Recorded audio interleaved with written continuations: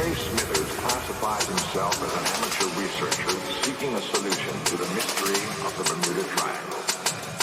Ray concedes that no single idea will provide the answer, but he's forced to wonder if there is any truth to what he heard one night about broadcasting on WFTL, Fort Lauderdale.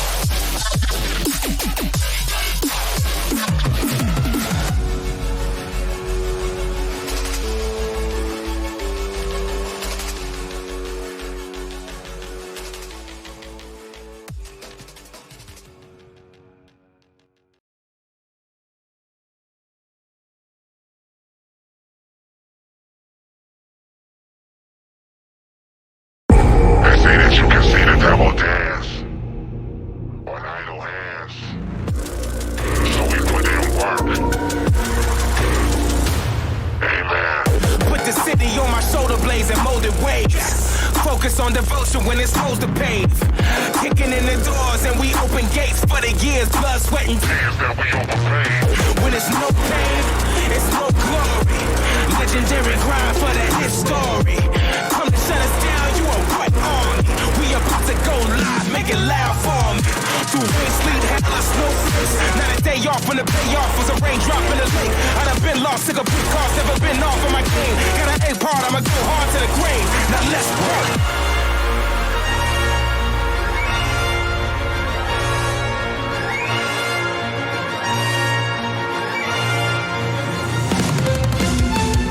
The grind don't stop. We giving it 100 till the squad on top. We put in work. The grind never dies. We giving it 100 till the whole team rise. We put in work.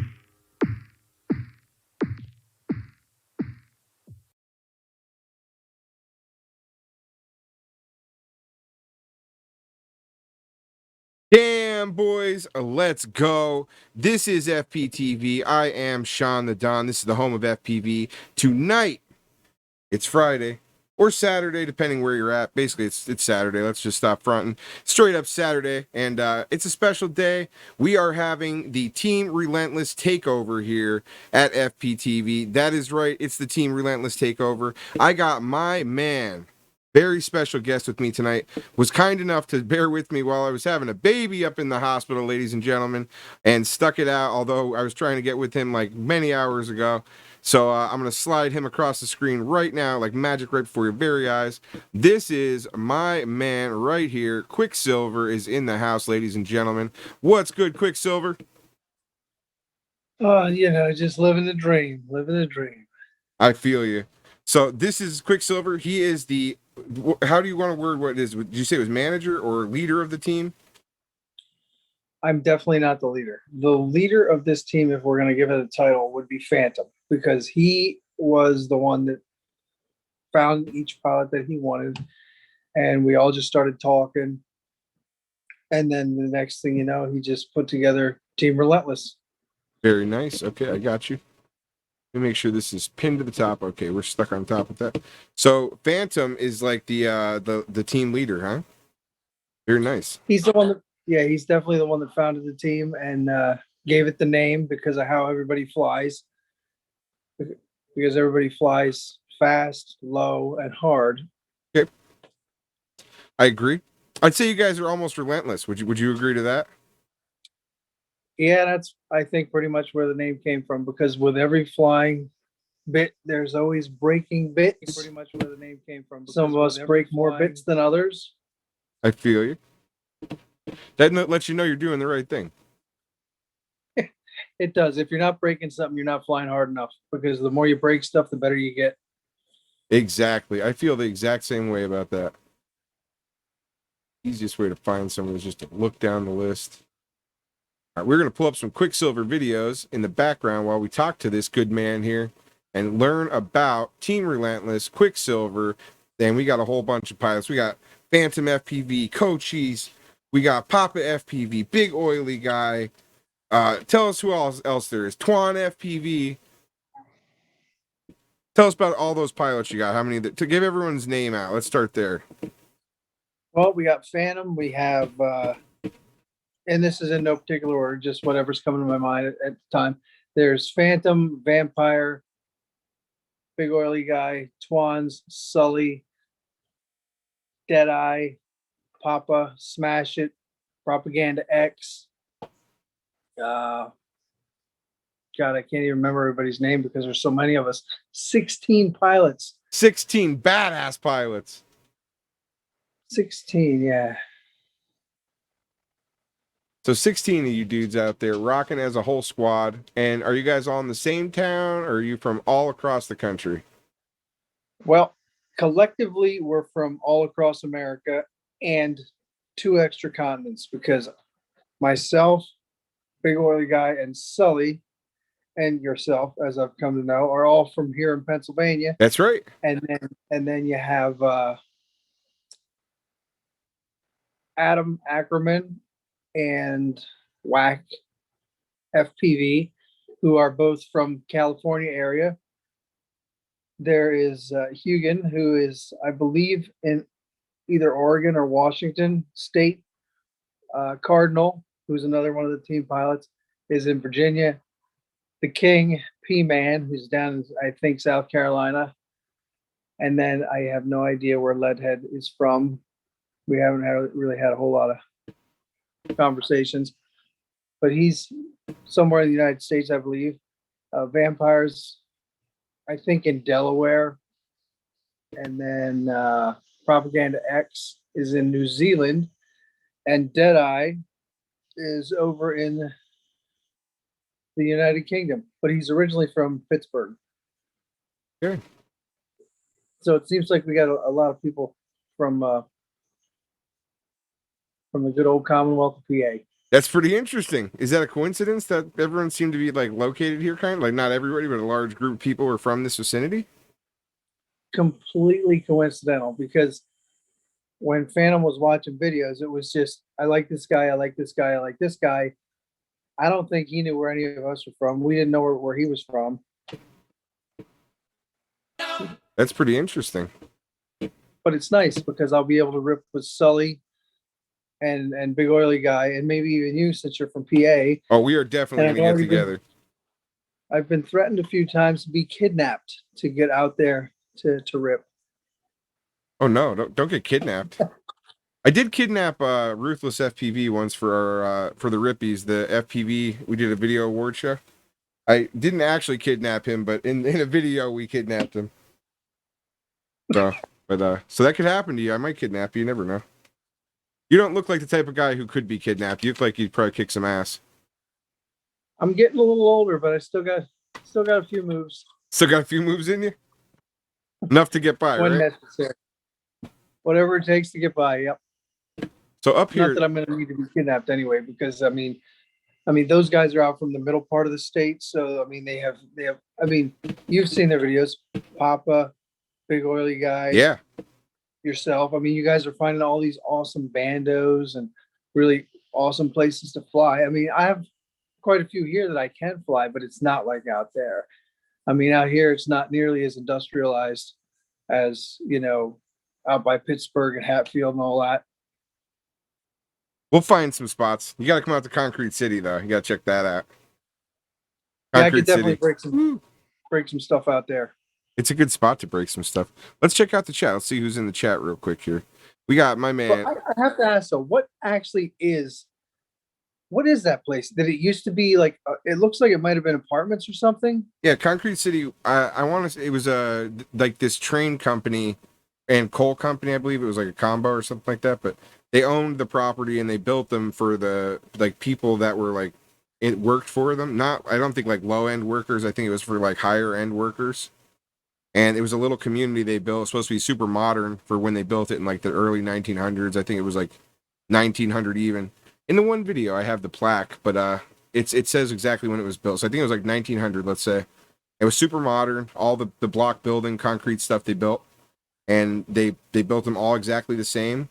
So they have the first floor is a set of steps that go up, and when you get upstairs, if you go into that upstairs same room, there's another set of steps that go to nowhere. It just goes to a closet. It's really weird. And so that exists like that. But each building is identical all the way around. It's a big rectangle. And they were just really nice homes. The middle had, I believe it was a pool and like tennis court and all kinds of stuff like that. It was really nice, fancy place to live. And it was only open for like 11 years and then it was abandoned.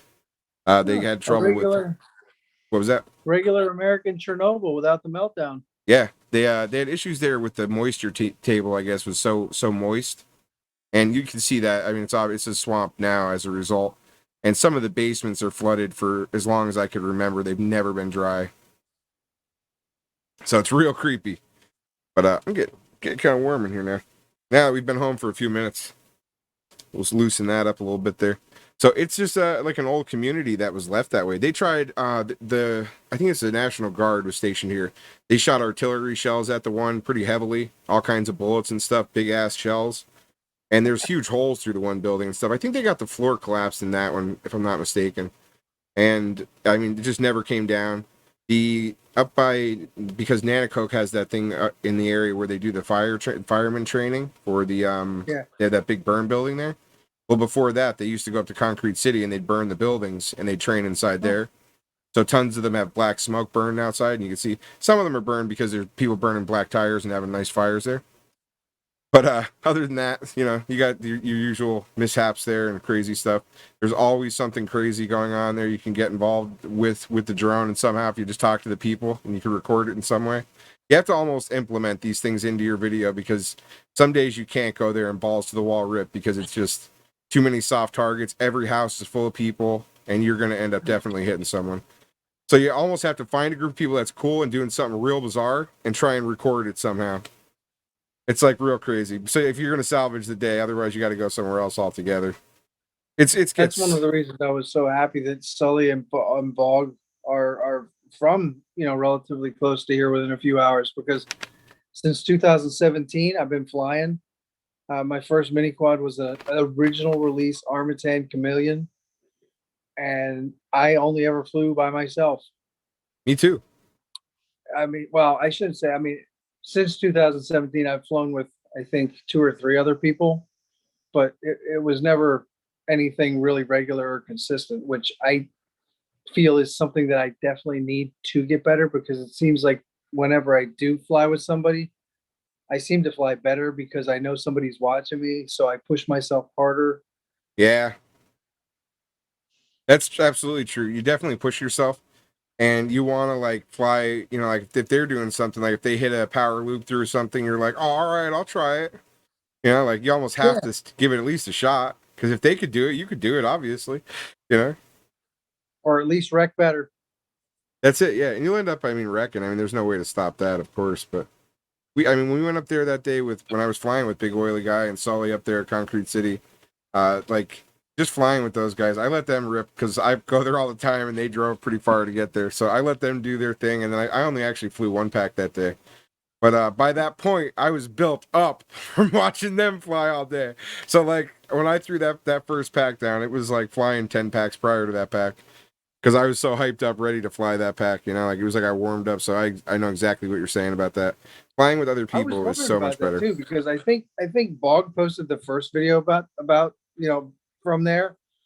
And when I was watching it, I actually watched it a couple times because I wasn't sure if I was seeing things or if I actually saw something. And then when I watched it back and slowed it down a little bit, I was like, yeah, no kid. There is a second quad flying around there. So it must have been the two of them going at the same time. Yeah. Well, they both have digital, and I didn't want to get my signal stomped and dump in the snow somewhere. So I wasn't risking it. That was the main reason why I wasn't flying during the day. Was I wasn't going to risk getting some type of signal stop and end up losing signal out there somewhere. I don't mind crashing because of my own fault, but if I lose video or something, that's like the worst. And it's in the snow. And obviously no one would be paying attention, so then we have no clue where I crashed. I'd be out there looking all over crying. Been there. So I Total skipped all rookie the bad mistake. times. I just saved it for the land and had a good time. The one time I was flying with my one buddy, he came down from New York for his birthday, Max Air 420, and we were flying out behind this one ambulance station that I was working at because it's like they have a burn tower out behind it because the ambulance is part of the fire department at that place. Okay. So we had a nice tall tower to dive, and they also have their fair behind there. So there's a lot of maple trees that are spread out just right. And we were both flying, and I ended up crashing about 20 feet behind the cars because it was like 20 degrees out and we were flying from in the cars. Yeah. And I walked up past his car and I was still plugged in, and he just started swearing. I'm like, what's the matter? He's like, you washed out my video, man. I'm like, I'm so sorry. Totally wasn't thinking. Yeah. We that's like kind of like a noob thing. We've done that. I can't tell you how many times. My buddy John still every time we go flying, he just gives no shits. Like plugs in, unplugs. I'm like, what are you doing, bro? Like, chill out for a minute. Like, let me know what you're doing. Like, I'm midair. I'm over here doing stupid stuff. Like, he doesn't care. I don't even know if he does it on purpose or really just doesn't care. But still, to this day, every time I fly with him, he plugs in without ever even asking, just whips it. No That is kind etiquette, of you know? It would be so awesome. I mean, I know it's going to be damn near impossible, but it would be so awesome if we were able to get everybody from the team on the same continent, in the same spot, at the same time to fly. Because, like, you got me, who just kind of, I do tricks, but I'm more of a smoother, like, I can do smooth without stabilization, flying, flipping, rolling, orbiting around things, and, going through stuff. And then you got Hugan, who's also relatively new. I don't know exactly how new he is with flying, I want to say but he's right around a he year. keeps, I believe it is about a year. He keeps calling himself a noob, but I keep watching his videos and analyzing them. And I'm like, you say you're a noob, but you're flying really, really well. But he flies that way too, kind of, where he's like he takes longer lines, smoother lines, and then does tricks going in and through things. And then you have Phantom, who is just like an animal. He's a maniac, a beast. Like, Yeah, he he flies rips hard. fast, he flies low. He likes doing those hurricane flips that you see in his videos all the time. I still don't know how he pulls that off, but it's almost flawless every single time. Yeah, he throws down real hard. He does. So does Vampire. And I mean, Oh, Vampire, yeah. you watch any of his videos and it's like immediate adrenaline because the death metal and just how fast and how he changes directions so quickly all the time. It's really awesome. And Cardinal is another one. I feel like, is a combination between like Vampire and like Phantom, because he takes the long smooth lines, but he throws those crazy hurricane flips in there. And like one of his latest edits, it was with the ice and stuff around his house, and he was really hauling, but he was really smooth and locked in. And I was just like, wow. I don't know if Smash I it. saw that one or not. He Smash It, Papa, and myself, I don't think really post as much because we just don't get a chance to, but we're still really active with the team. Gotcha. Papa found some really cool places recently where he was going through. It looked like a barn of some sort, but there's another one. Nice smooth lines, fast, low, really locked in. Propaganda is like this spot that he's been flying lately. I wish I was in New Zealand, not just because it's summertime right now over there, but just because of the place that he's at. It's a perfect combination of you can go wide open, flat open, full tilt, or you have the technical element there, but with all the trees and the doorways and the pathways of that school area that he flies. It's wild. I've seen some of his videos because I remember I want to say he posted them here or someone posted them for him here, but I remember watching a couple of his videos and talking with him a little bit, and then now seeing like again that he's on team, on Team Relentless here. Now I want to take a look. We got the list here. This is almost everyone's channel right here. So Phantom FPV, Hugin FPV, Vampire 4997, Quicksilver. That's the dude we're talking to right here, and Dank FPV, Propaganda X, Sully, Smash It FPV, Deadeye, Papa FPV, Cochise FPV, Adam Ackerman, Leadhead FPV, Twans FPV, Cardinal FPV, Billy Hackett, and another dude who we met yesterday we were talking with in the Discord, Whack FPV, is also on the list. And I think that's everybody, right? That is everybody. Now and Dank, I think Dank is in the Northwest as well.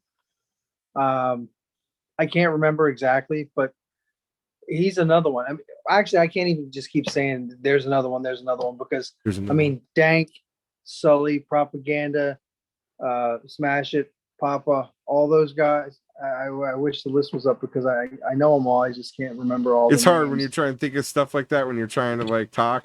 It's like crazy. Yeah, because I literally see all their videos at least 2 to 3 times when I'm uploading them to Instagram and trying to put captions and stuff. I mean, this is just, this is me, but this is. Yeah, I figure we'll throw these on. I wanted to tell everyone the list. Now let's say what's up to everybody. I like to start off by making sure I say hi to everyone in the chat so that everyone knows we see them out there. So we'll see who's out there in the chat. We got Pitts Flying Eye. We got Quad Daddy. Thank you for saying congratulations, my squad. I appreciate that. The baby girl's alive. Everything's well. The wife's chilling. She's getting her rest for the night. Everyone's happy. All's well. 608 FPV. What's good, my brother? Getting some coffee on. That's nice. Get your shiz rocking. We call that leveling up, my brother. We got RC Fan Dennis. Thank you for the congrats as well, my brother. Who else we got? It says Lost in the I or Eve, but it's actually Gen X FPV. Gen X, what's good? Waldo's in the house. Waldo, brother, what's good? Whew, a lot of twans when you let it build up. I gotta tell you, I'm gonna break that damn horn. Risk 06, what's good? Who else? Anybody else? Joseph Webb. All right, this dude, 4CL6 FPV. This guy, I don't know if you ever met him, but he flies beta flight and he tunes all kinds of quads. And he's only 15. Really? He might be 16 now, actually. But he is one hell of a tuning wizard. And he's been flying and building for like 5 years. Since he's like 10 years old. The kid is like a complete wizard. And he tunes quads. He's got this tune for beta flight quads that is it's really nice, and it's at the same time kind of like in a way reserved enough where you could have beat up props on it and you could have a couple issues here and there and it's not gonna really affect anything. But it's also a tight enough of a tune. It's got anti-gravity built into it and everything, so you could do all kinds of crazy stuff. It's a really good tune, but it's like it's perfect in a way that it's like generic enough that it fits every quad, but really, really, really good. It's really crazy. And that's really awesome for beta flight.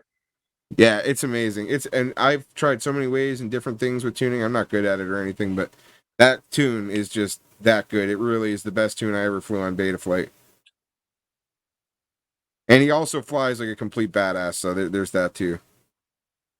And isn't it amazing how many people in that age group are out there flying and they're just it just in the best meaning of the word, destroying places. Like they're just flying full throttle, locked in, smooth lines, throwing all kinds of crazy tricks, and just doing it.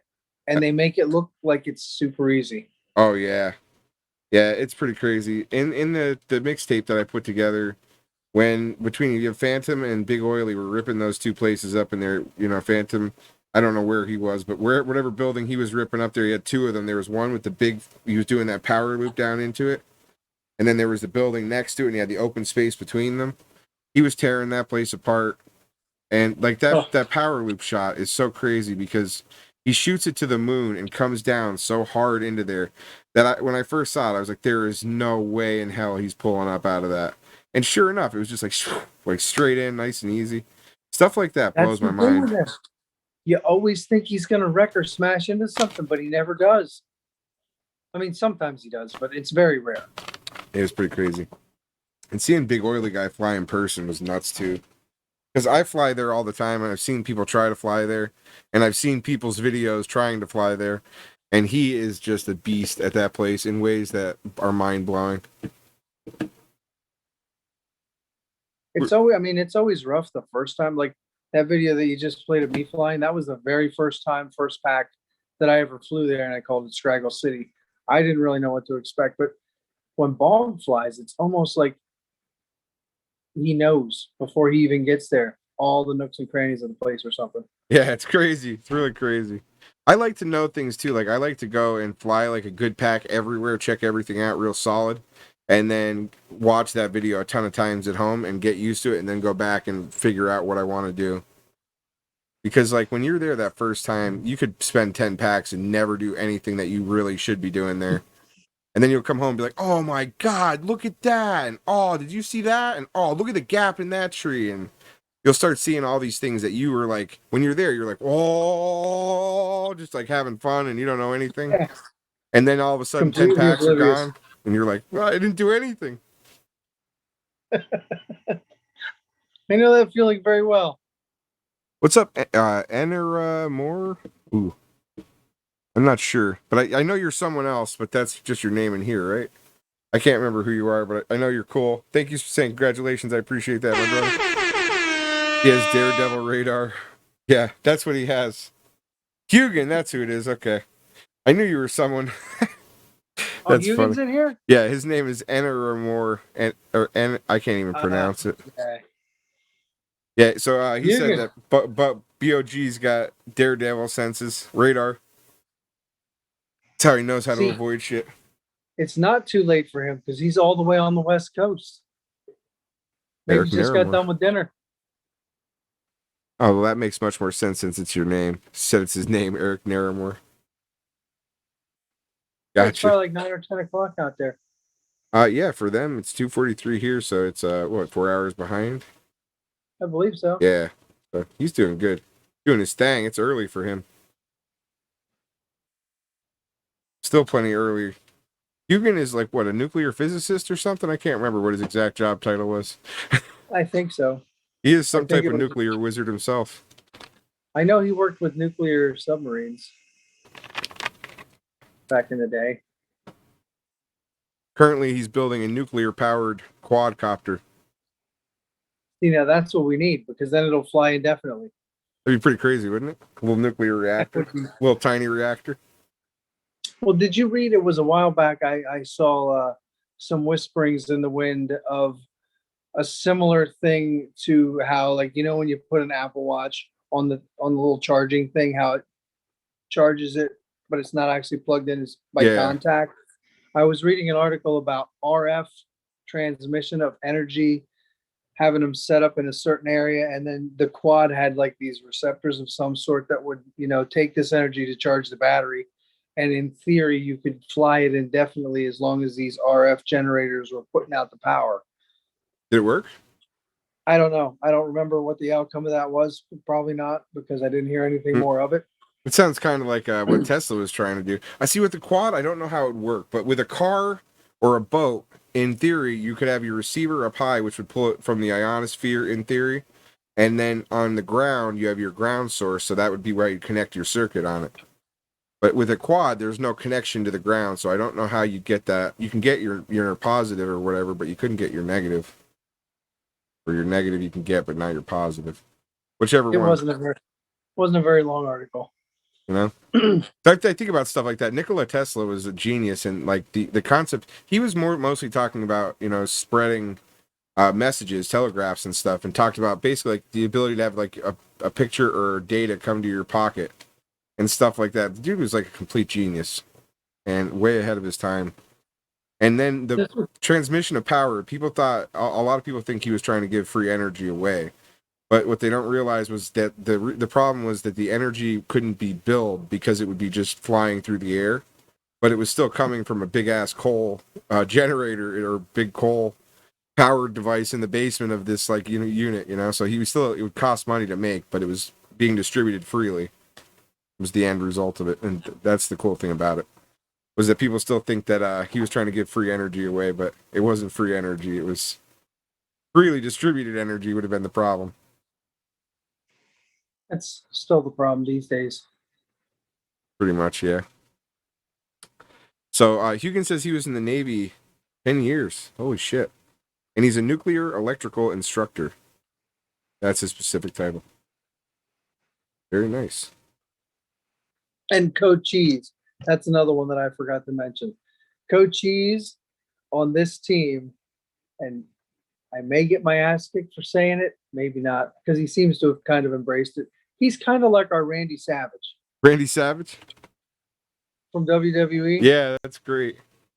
Because, I mean, he's a big dude, and he's got, he's big arms and stuff like that. Looks like nobody that you'd want to mess with living out there in Minnesota. And he has a really awesome setup in his yard where he actually built things. Like the one thing he built was called the Wheel of Pain. It was this big 8-foot steel wagon wheel. That's crazy. And he built it up and put it in his backyard so that he could do tricks through it and stuff like that. And that dude, he's another one. Full tilt, flying hard, flying fast. Shredding it up. That's what I like about seeing all you guys. Now, is there, I see a couple of you guys were in the military. Is there other guys that were in the military too in the squad? To the best of my knowledge, it's just myself, Hugan, and the boss man. Gotcha. Okay.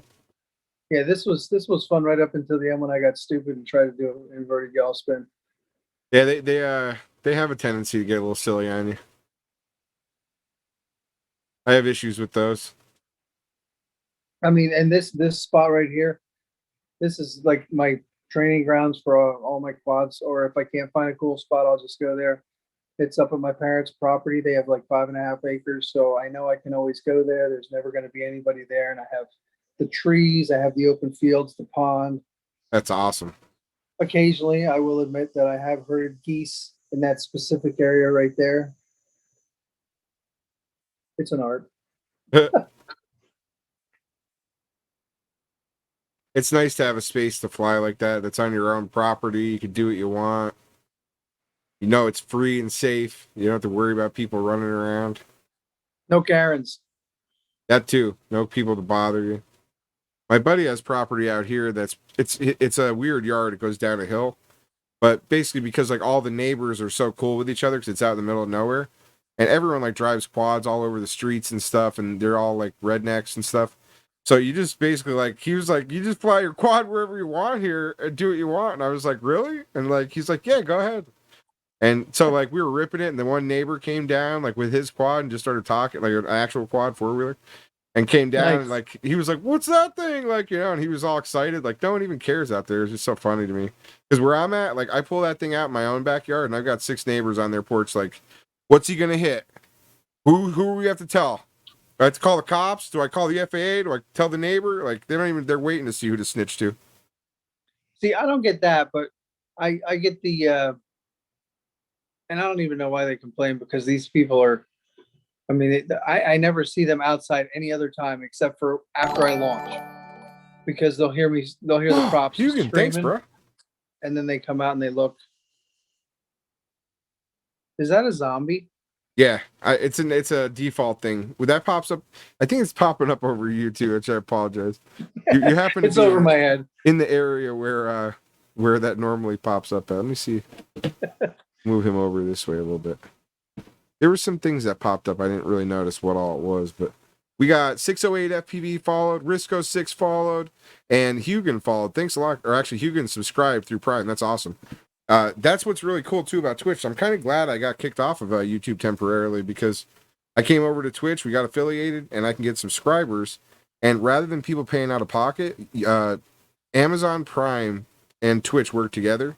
And with Amazon Prime, you get a free subscription every month to a Twitch streamer, and you just give it to the person, and Amazon pays the streamer $250 a month, and you don't pay anything for it. So Amazon's willing to give that money away, which is pretty cool. And I never knew about any of this shit. I'm learning about this from other people that stream and stuff. And they were like, "Oh yeah, bro, you could do this, you could do that." So pretty cool, really exciting.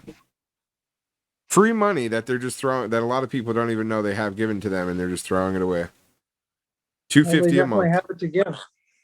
$250 a month, just thrown away. It's like that guy used to be on TV with the suits with the cash and the question marks, and he'd be like, "The government's got money for you, and you're just throwing it away." You ever see that guy on TV? I remember that guy. Yeah, he used to do all kinds of stuff, but he had all kinds of books and everything. He was always trying to sell everybody. Doing his thing. I don't remember what he was called, but I definitely remember the dude with the suit with the question marks. I think he lives somewhere around here too, like Virginia or something like that. He's from somewhere around our vicinity, kind of. Real weird. I mean, dude. Dressed like that, it sounds like Schuylkill County to me, but He had something to do with Washington, D.C. and all kinds of stuff. Because he used to like go there and read about that stuff. Because some of that was actually true, but a lot of it was just like made up stuff. He's full of shit. Trying to find some other videos we can watch while we talk. Nice, I like that. That's cool. So, this one was one of my favorites.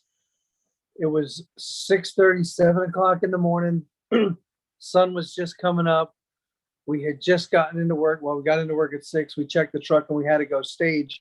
So we went down to this lake. This is it's in our coverage area, and it's gorgeous. I mean, as you can see, and the light was just hitting the trees perfect. So I was like, we have to go here. I have to fly at least a few packs. I got a little screwed up standing on the floating dock because my partner that was standing next to me got a phone call from his mother-in-law or whatever. So he walked off the dock to talk to her. yeah, And it started to bounce and I would imagine. It was a little weird. Got wobbly on you. Yeah. That But it was, I mean, this spot was really awesome. And the one thing I didn't put on the video was the first time I took off, I kind of came out a little bit too wide, right where the pavement ended and the grass began. There's a little bit of a rise. And I caught it with one of my landing pads, and it sent me into this like 70-mile-an-hour spin right 30 feet into the brush. Oh, that's ridiculous. That's real bad luck right there. But then this was the pack right after that, and it was I mean, I really enjoyed it. It wasn't anything super fancy with flips and rolls and tricks or whatever, but just kind of a somewhat chill, cinematic-ish flight. The right time of day at a nice spot. Very nice. I like to get out there and rip a sunset or a sunrise when you can. Especially, I mean, it was the fall too, so the trees were just finishing turning colors before the leaves fell off. Yeah, fall. It was neat, you know, because I this is my first year of flying too. So like, I never gotten to fly the fall till this fall. I never got to fly the winter till this winter. And in the fall, everyone was like, "Oh, you got to check out the leaves and stuff." And I'm like, I'll be there forever. And like, I think I flew it, like, you know, a handful of times, but really never took the time to notice the leaves in the videos. And then instantly they were gone. So focused on actually flying and not crashing. Yeah, and I was never worried about it. I was like, "Oh, I'll get them next time. Next time I'll fly over the tops of the trees or whatever, you know." And it just never happened. And then all of a sudden, the trees were just barren, and now it's just this like scraggle mess everywhere. And yeah, now there's snow too. So do yourself a favor though. You live in the Commonwealth of PA and it's winter time. Bring the Rain-X. Rain-X is your best friend for the GoPro and for your FPV camera lens. Oh yeah, I need to keep that on me for sure.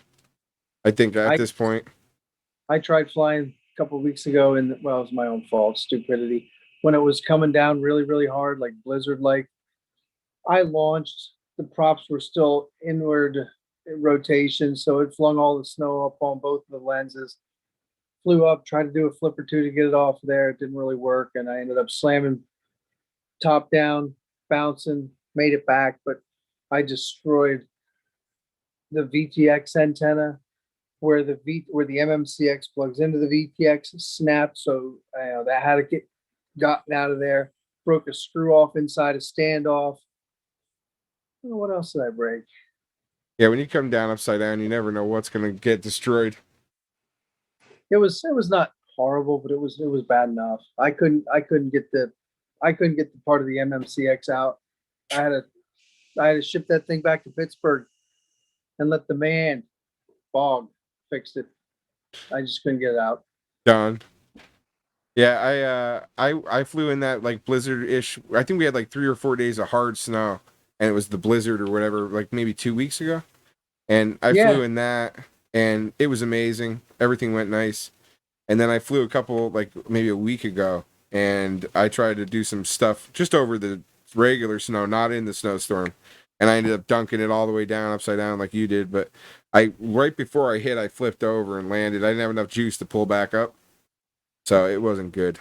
It was not good. Not good at all. But the quad's fine though. Everything's okay. No conformal cutting either. That's Formal what's free. so awesome about it. FPV, DJI FPV drone, he'd be done. Probably. I would assume that'd be the end of it. That thing looks like it's fragile. Ready to be It does. broken. All right. As long as you fly it in the DJI mode where you're just kind of going slow and flat, like no faster than 40, you'd probably be all right. Probably be a good quad for that. Yeah, like it'd be a good replacement for your Mavic, Yeah. but Something twice as that goes over- expensive. Do you know what does that thing even cost? I want to say it was like $1,000 if I'm not mistaken. I could be wrong, but I think it was 1,000 or like 1,100 or something crazy like that. That's pretty steep to be getting in. It's terrible for FPV. Terrible. It's a cash grab off these people that they know are transitioning from DJI into FPV, and they want to have that familiar brand so that these guys, the best part is they think they're going to buy that DJI FPV quad and they're going to look cool as fuck in front of all these FPV guys when they get over here because they've got the most expensive FPV drone you could buy. And they're going to show up over at those forums and be like, so guys, how do I fix this plastic part on here? And they're going to be like, you get a carbon fiber one of those and you get real quad and you start from there. Put that thing away somewhere. Like, they're just setting themselves up for failure. I think it's just a transitional point. They know that people have the money or they're going to be willing to spend it coming from DJI. And they can see that the stuff that people did with DJI drones is kind of like, it looks like you're looking back in the past. Like you're looking at like 2009, 2010. Somewhere in that range, you know? When you look at FPV footage from now and the way people are able to get cinematic shots on stuff, it's like, why would you even fly something like that anymore? It just doesn't, I don't even see a need for it. Well, I think it comes back down to that whole like divide again. You know, there's those people that have had the interest and the desire for aerial cinematography with the Phantom and the Mavic and stuff like that. And then there's the people that are flying the FPV because they want to go low, they want to go flying through things, they want to flip over things. And then the people on the other side see that and they're like, hey, that looks kind of cool. I want to try that, but I don't know if I can do that necessarily right out of the box. So the DJI FPV drone is there and it has so many features that they're already familiar with. I don't know if they work the same way or not. This is just a theory. And I'm not trying to dog anybody that likes DJI because I don't think care what DJI anybody likes. they're great for what they're for. I just don't think they're for me.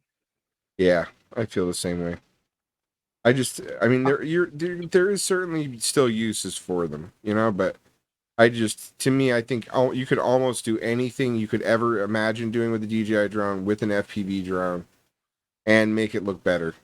Maybe not me, but like there are people out there who definitely can, flat out. And I mean, maybe it's not me, like I said, but people could definitely do it for sure. Yeah, I mean, it would be nice to have a Mavic 2 Pro in the backpack, find a place and be like, hey, that looks like it's kind of cool, but I don't really know what all is back there. And then taking and just launching that thing up and taking 15 minutes to just fly around and check it all out intensively before you launch your, FPV quad. I just send it. Send it all day. You'll find out how bad it is when you get back there, That's part of the fun. You find out what the mess is when you get in it. That's usually what happens. And if you're lucky, like I've been a couple times, you come flying around something, you whack yourself nose first into a stick and a branch, and you get wedged in there and back out and keep on flying. Exactly, yeah. That's always a good way to get away. That's why you should never disarm, right? No, mostly because I'm too slow.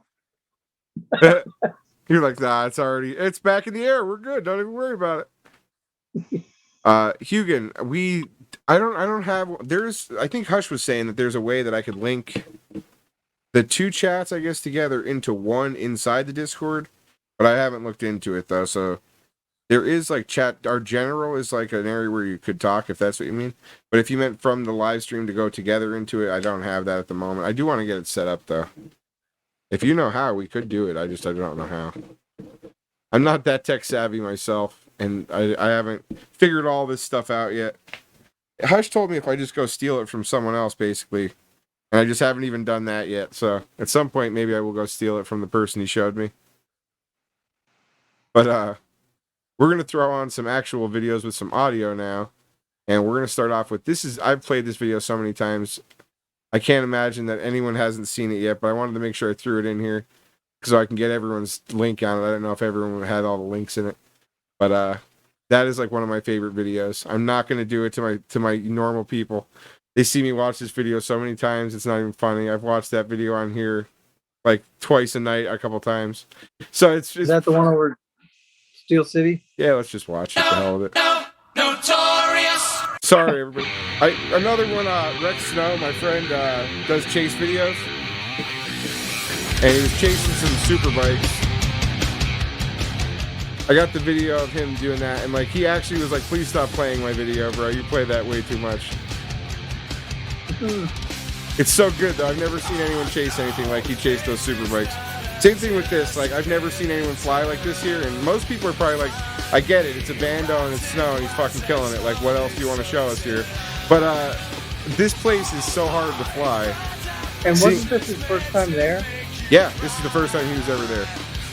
See, now that right there is what makes that the amazing aspect of this video, is the fact that he knows what's there, but he's never been there, and he's going after it so hard, and he's doing, front flips into, basically a Matty flip out of top window into a bottom window, and then coming back out the top window again. That's insane. He really didn't even know what was here. I mean, he saw some of this. I've shown him some. He's seen some videos. Sully came here and looked a little bit previously. And, like Destructs was here not too long ago and did a little Cinewhoop in here.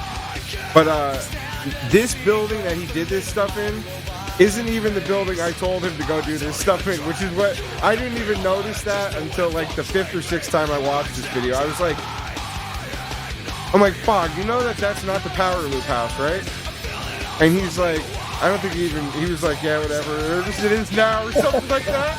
But like the next house down, the whole center of the house is gone where the steps are. It's all open, a big ass hole. So he went through like that room is like tiny, like 15 feet wide, 10 feet wide maybe. You know what I mean? It's a small room, and the floor hole is small in there. I couldn't believe it when I realized. These guys drive me wild when I'm watching them dive in these tiny holes through ceilings and walls. Oh, yeah. That look like they're maybe 5 inches wider on either side than the quad. Like, it must be nice to be able to thread a needle like that. I mean, this is crazy. Throttle control. This place is like extremely, extremely difficult to fly. You got all those branches, and then you got all the buildings close together, and then the insides of them are really tight. They're all like the same size, real small window holes. And the scraggle is so bad. It is everywhere outside. You can't, like, you just clipped it because you can't. There's nowhere you can go. Everywhere is just scraggle. I would love to see someone go up there with a bulldozer and just rush that shit right down to the ground. All that stuff all over there. And in reality, being that this is a historic location, it would be the right thing to do to clear up all that brush that's around these buildings, damaging them. You know? Just damaging the historic nature of the place. Or just have somebody buy it and turn it into an FPV park. Oh, I would love to do that. I would love to fence this whole area up and just make it like a free-for-all spot. You can go there, pay like $10 to get in, do whatever the hell you want when you get in there. FPV, paintball, take pictures, make a music video. I don't care what you do. Sign a waiver and go in. Because people go here for free the way it is. This place is so busy. It's got like a restaurant has where it's got the like schedule for how busy it is. It is crazy. And this place, like I'm telling you, it gets really busy back there. The winter would be a great time to fly. The weekend before they came, it was dry back there and the ground was frozen.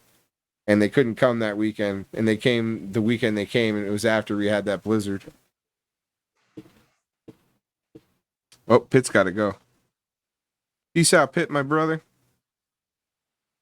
Please don't miss the juice bike in my video. All right, bro. I'll look out for the juice bike, my brother. All my European people all drive juice bikes. So they fly juicy style, like, like real juicy flights. And so it started with the one pilot. His name is Marius. He's a real badass pilot he's in Sweden, I believe. And so in the video, he had his bike there. So I started calling it the juice bike. And then it progressed that all of a sudden we noticed all these videos with all these pilots always have a bike with them. So everyone's got a juice bike now. My dude in South Africa, though, he's got a juice trike. And it's got it looks like a pickup bed in the back of it. And it's got like a bike front on it. And he rips that thing around. So he's got the ultimate juice bike down in South Africa. And it's one that he pedals? Yeah. It's not like a real truck bed. It looks like one made out of like a steak body, you know what I mean? Like wood. Yeah. But it's like pretty cool. Pretty nice size. Yeah. A real cool bike. All right, so that was Big Oily Guy, ladies and gentlemen. That is one of my favorite videos. For those who are up in the hizzy, you already know. You can't ride your juice bike, Joseph? What do you mean? Too much snow, or you just don't know how to ride a bike? If you don't know how to ride a juice bike, that's a problem. 3 more weeks, though. All right, it must be snow-related juice issues. You'll get that worked out, bro. Don't worry about it. All right, we're going to check out Phantom FPV. Big Oily Guy is the Bando King, for sure. That is absolutely undeniable. His Bando logic is... Is this muted? Why? Why you want to do me like that? Okay. Here, restart this video now that we got audio here. Let's say it's 40 seconds? 240, okay. All right, here we go. This is Phantom FPV, and we were saying if there's a leader of the Team Relentless squad, it is Phantom FPV. Well, he's definitely leading the pack, that's for sure. I mean, look at how he flies and throws those hurricane flips. He's constantly low, he's constantly fast. He picks lines that I don't think most people would pick, and I think that's part of the reason that makes it so unique. I saw one video where he was trying to go underneath of a bench, and there was a rock under there, got wedged in between the rock and the bench, wiggled it loose, and kept on flying. That's great. I see this man do things with mini quads that I can't even fathom doing myself. Yeah, this video I liked a lot. I was watching this one, and he ripped this place up. Oh, he totally shredded it. I mean, just throwing a flip like that at the top of a tree, that close to it, you know, you screw up, you're done. You're going to be climbing. And the color is crazy in this video, too. I don't know what it is. I wish I knew more how to describe things, but it's almost like, it's like super contrasty, maybe. I don't even know. Yeah, I've never been good with the photography words either. What's that? I've never been really good with the photography terminology myself. Yeah. There's like so many terms for it and stuff. Hugan probably knows. He's all into this stuff. He's real good with it. You could probably tell us what the coloring situation is here. But Wait. even the way he just throws a couple of different combinations, like a foot off the ground, but he doesn't crash. That's hard to do, to keep that thing lifted off the ground doing silly stuff low. I try and Especially get depending silly. on what it is, because some of the things, obviously if you're doing anything sideways or inverted, you're gonna need to get off the throttle. Yeah. But then you're gonna have to get right back on it right away. And it's just, with him, it's almost like there's no getting off the throttle, even though you know he's getting off the throttle. It's just a smooth transition. Yeah, you have to be real good. Have that muscle memory down to be able to flick it and get it right. And when I try and do stuff like that low, it never ends well.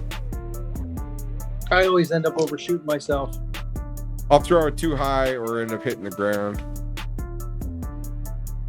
So that's Phantom FPV, ladies and gentlemen. Check him out. And he's got a ton of other Vijayos too. And the giveaway, we put this up in our community section too. I put up people who have their giveaways.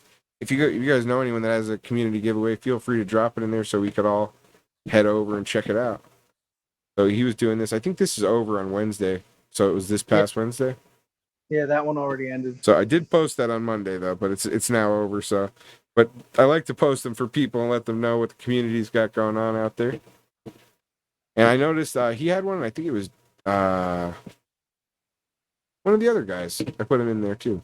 Community giveaway. I think it was a battery giveaway a couple of months ago. Deadeye was just doing this one. He had a comment in this video, I think it was. Yes, that I did have a giveaway recently. I forget what it was he was giving away. Look who's because next. any of the team giveaways I kind of don't enter. Yeah, I feel you. Let the peeps get it. Yeah. You're just tuned in. This is FPTV. I am Sean the Don. This is the home of FPV. We got my man over here to the left of me. This is Quicksilver, and I just noticed that I don't have your logo up there, which was supposed to be above you the whole time. Screwed that up, but now it is there. So now people will see who my special guest is. I'll move it over this way. Aha, there we go. All right, special guest Quicksilver in the house. This is Team Relentless takeover here at FPTV, and we are going through all these badass pilots right now. A whole bunch of pilots you probably know, but if you don't know, you're now going to get to find out. And they're from different areas. Some of them are from the north, some of them are from the west. Some of them may be from near you. Who knows? You're going to find out very shortly here. This is Hugan FPV. Great dude. He's rocking with us right now in the chat under a covert name because he's so badass that he can't even show up with his real name because he's have so many fans in the chat. It'll be crazy. And he can't do that. All right, so here we go. Hugan ripped this place up. I picked this one. This was the year one FPV. I think this was like a montage of the various locations he flew over the first year. Part deuce. And I like the beginning in the sense of humor in it. Right up my alley. Oh, the sound effects on this one were phenomenal.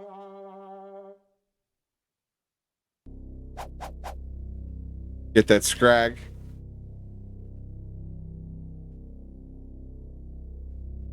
I mean, he's definitely putting in the stick time because, I mean, if he's only been flying a year, but he's flying better than what I see some 3-year pilots flying. And I mean, of course, it varies how much time you even have available to fly. Yeah. Natural born ability, which I think is a lot of the case here. I think, it's just one of those things he just picks it up and it just works.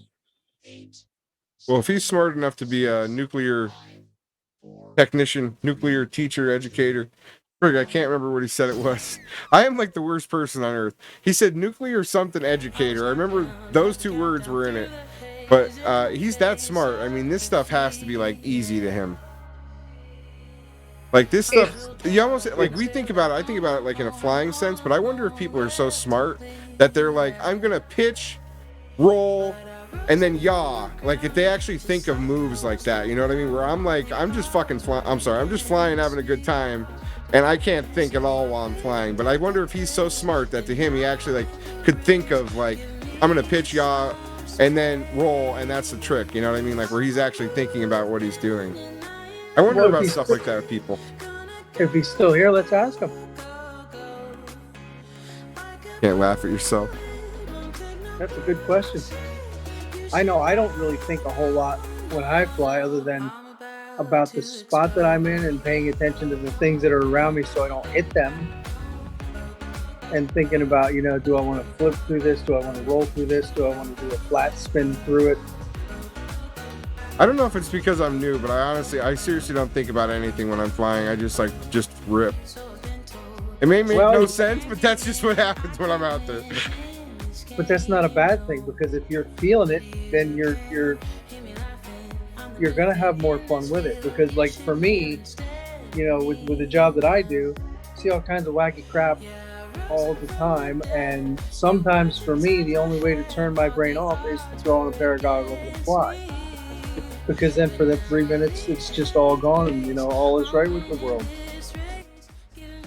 That's what's up. Yeah, you got a hard job, so you got a lot to deal with in a day. It's definitely nice to get somewhere to unwind and have something like that. I had to set it back because I had to roll it up a little bit there, if you wondered what happened. The audio... And don't get me wrong, sometimes it's a comedy show. Yeah, I guess you could have that too. You could have some really weirdos or some weird things going on out there. Oh, I've seen some funny things. I bet. Like a lot of people, you probably come across just like a normal day, but you probably have the worst of the worst and some funny shit that makes it worth going to see, It really is, because I see the worst of humanity, and then there are other times in some of the worst situations where I'll see somebody do something, like somebody that's not part of the emergency services, and they'll do something and it's like faith in humanity restored. Yeah. That's good to see that. Hugan being in the Navy and me having been in the Marine Corps, it's like they had all the brains. I was just in an artillery unit. Like they could, not that many Marines will probably admit it, but we really do rely heavily on the Navy for a lot of things.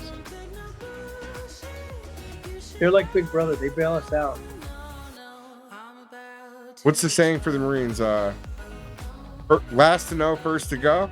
Is that the saying? First to go, last to know. First to go, last to know, yeah. Yeah, I remember I wanted to go into the Navy. I wanted to be a Marine, but I was like slow and fat.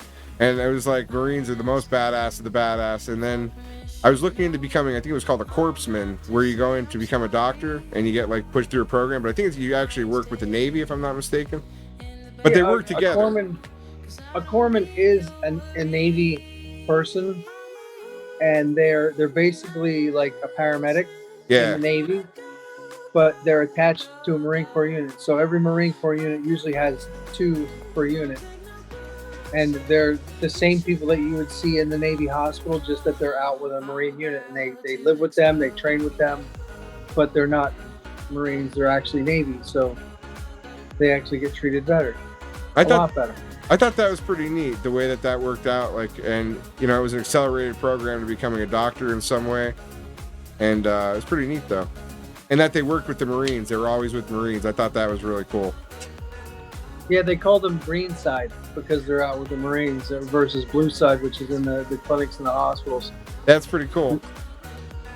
And this spot, I think I asked Hugan about this, or we were talking about it briefly the other day. I don't remember where he said it was, but I just thought it was really cool how there was all these high tension they look like high tension wires so close together that you could just kind of, if you were good enough, I guess you could power loop through or flip through. I know Phantom probably would. Coach Cheese probably would. He did a video. I don't know if you'll end up finding it, but it's at this place that is like, I don't want to call it a farm, but there's a lot of open land and there's a lot of things, structures, like statues, equipment, and he rips the crap out of it. It was from a couple of months ago. We go to watch his video, we'll have to look for it. Hugan is... I'm sorry, what was that? I wish I could remember the name of it. I always try to remember the names of everybody's videos. Alright, so Hugan's saying, if I am flying cinematic, I look further ahead than I do for freestyle, so I keep it smooth. And he said for freestyle, he will think about his lines and then figure out a place to put the tricks. And he said he does at times. So regarding the statement about does he like think about what tricks he's like, am I going to pitch roll, stuff like that. And we will enjoy that Bavarian Sunset eventually when we get to it. My brother Pitt, Semper Fi, Do or Die, yeah, that is another Marine one. And Corpsman, yeah, that's what we were just saying. That would have been cool to do that. I would have loved to have been in any branch of the military. I think I could have been happy anywhere really, but just didn't do it. Just life went other directions and things happened. But I went to like all the recruiters and talked to them all because I had pretty good scores on my ASVAB, so I wanted to try and see what I could get.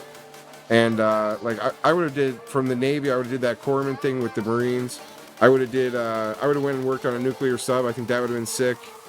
I would have went to the Air Force, but only if I could have flew a jet fighter. And when they went there, they said only 16% of the Air Force flies jets or something.